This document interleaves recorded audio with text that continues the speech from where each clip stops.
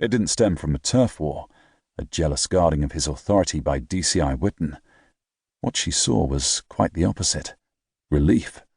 There was relief that this unprecedented crime should be turned over to the Devon-Cornwall Constabulary, to Divisional Commander Macalvie.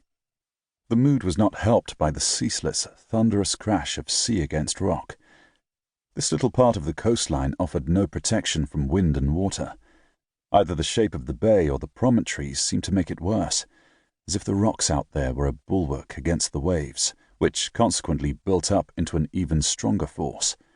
It was like a fist beating and beating against a door.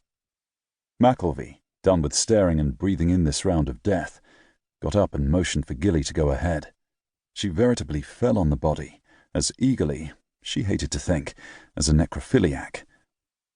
Macalvie looked up the coast and saw lights twinkling. "That the hotel?" "The Hell Bay, yes." DCI Whitten had filled Macalvie in as best he could on the brief boat trip from St. Mary's. The Hell Bay Hotel was the only accommodation on Briar. They walked over wet sand. "It gets enough custom to stay open," said Macalvie. "Indeed, yes. It's considered one of the best small hotels in England, actually." Jesus, people are so fond of isolation. To Macalvie, isolation was a pub shutting down when he was the last one in it. "Well, yes.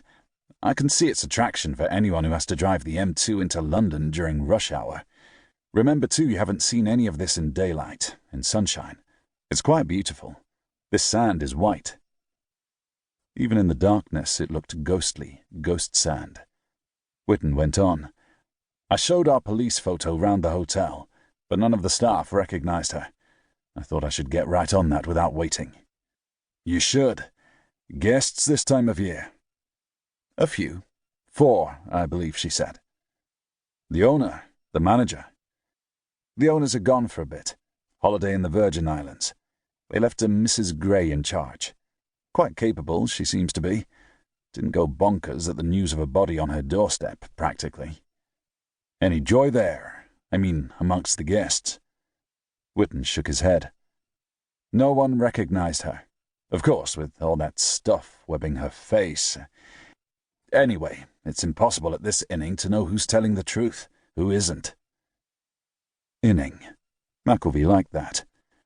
"Is it your coroner's theory that the body had drifted there from somewhere else?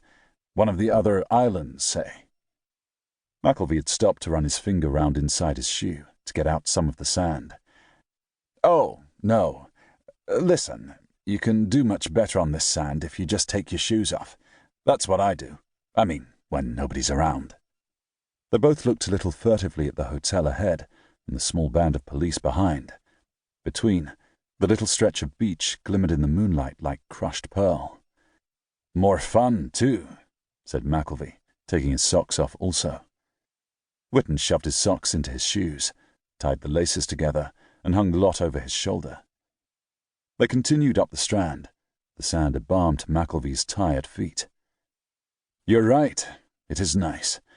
I'd forgotten what it felt like."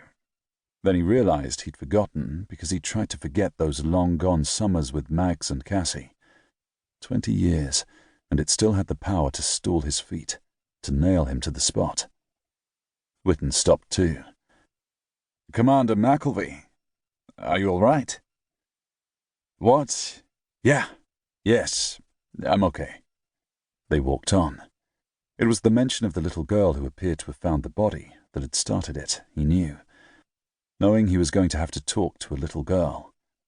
He was not good with children. He seemed only to be able to do it if he got belligerent. There had been that child on Dartmoor, Jessica. He still remembered her, and the memory actually made him smile. Then the memories swam back again. Himself, Cassie, Mags, Maggie. She had been so beautiful. Where was she now? Was there anywhere in the world you could go once your child has been murdered? He shook his head, as if to get the sand out of that too, and said, "You said the body couldn't have drifted into this bay from somewhere else." "I'm pretty sure not. Well, you see, Hell Bay, the force of the waves and wind. I don't see how a body could have